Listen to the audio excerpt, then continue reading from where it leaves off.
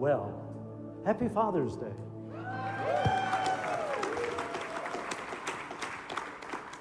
Happy Father's Day.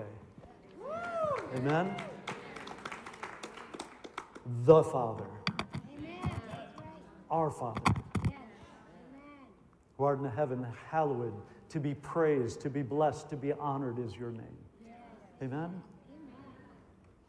So where to go from here, I haven't a clue. Because I know I cannot bring the totality of my message. But I do want to say that God is moving at Grace in a very particular way. Yes, amen. For a very particular reason.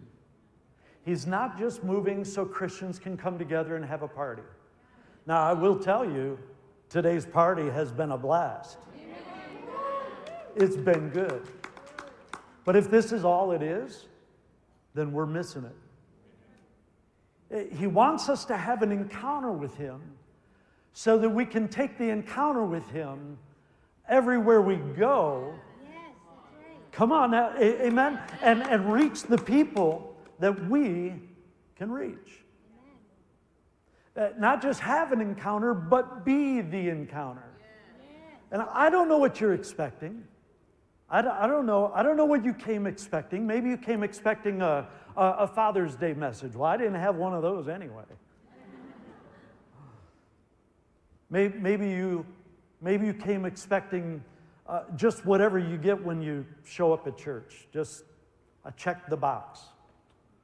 But what I want you to do is I want you to come expecting every single time. It was said about this church, so many things that have been prophesied about this church over the last couple of years.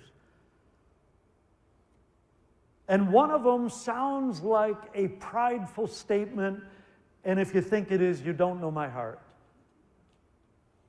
I'm only telling you because of what was spoken. And that is that people from all around would begin to say, have you heard what's happening at Grace? That is not out of pride, because if pride ever enters in, God will shut the spigot of His glory off over this church. It's not about us. It's all about Him. It's all about Him. Amen?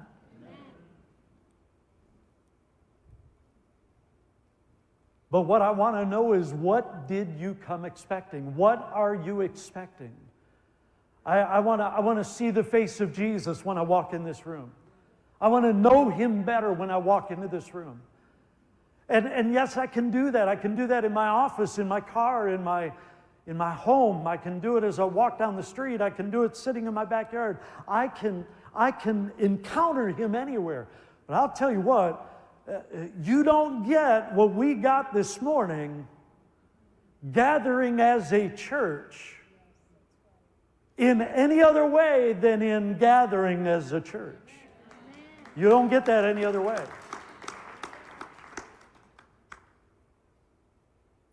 I said this months ago that the longer you miss church, the less you'll miss church. I got to tell you, this is why. Somebody says, why? What's the point? Why? This is why. Because He's moving. Amen? He's moving. So let me just read this story to you. It's very short.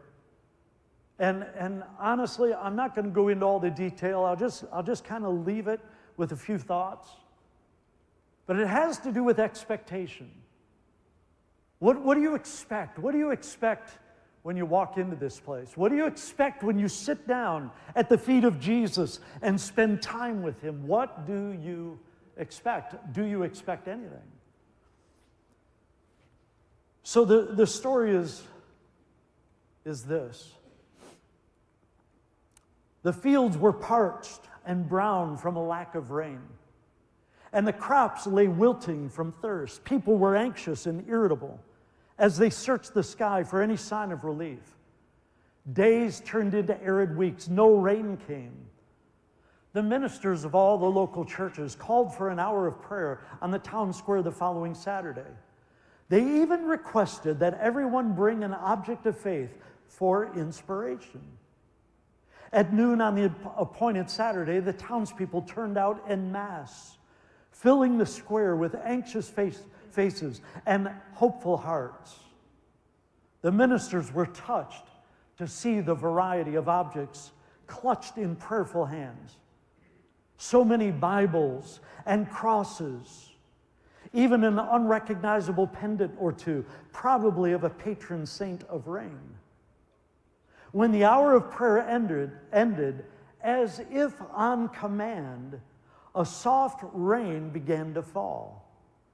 Cheers swept the crowd as they held their treasured symbols of faith high in gratitude and praise. From the middle of the crowd, one faith symbol seemed to overshadow all the others. A small 9-year-old boy had brought an umbrella.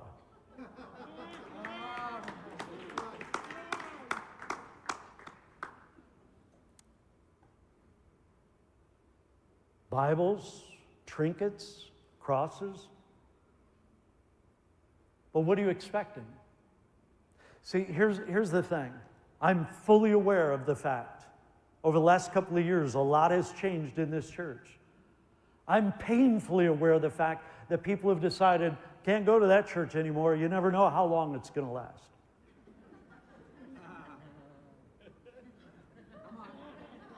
And some of you are praying right now, Lord, tell them how hungry I am.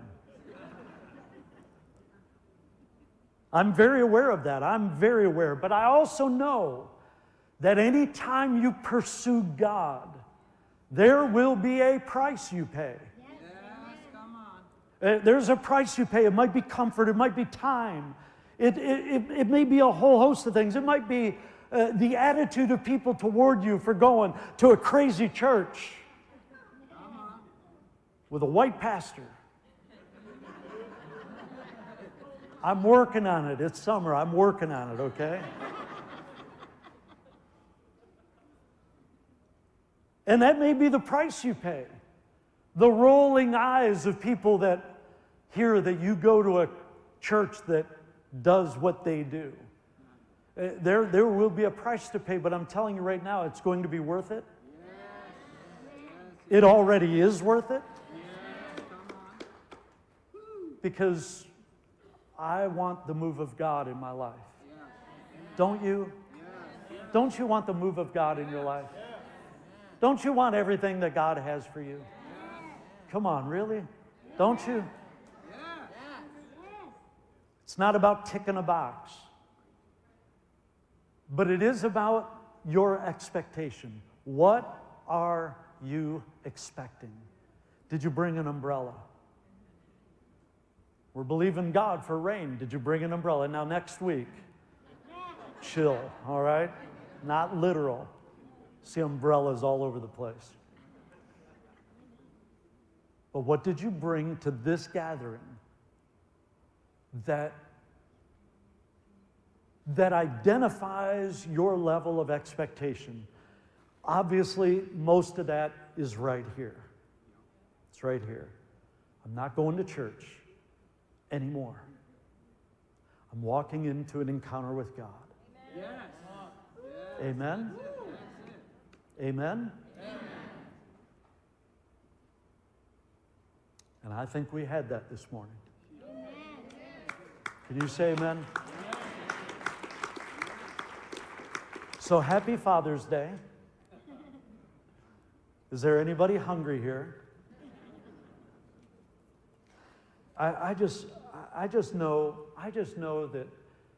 that you can't manufacture a move of God. You can't. And what we're seeing in this church is truly the move of God. In fact, Ian Carroll mentioned to us maybe a couple of times ago when he was here, he just said, stop saying revival is coming. Stop it. Start walking in what is already here. Revival is not coming. See, I ministered a message a long time ago. It was called, God is not a God of gonna.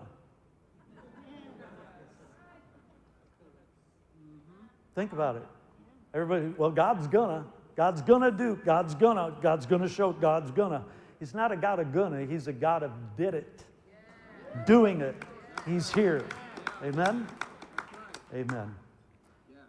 Believe it or not, let's stand.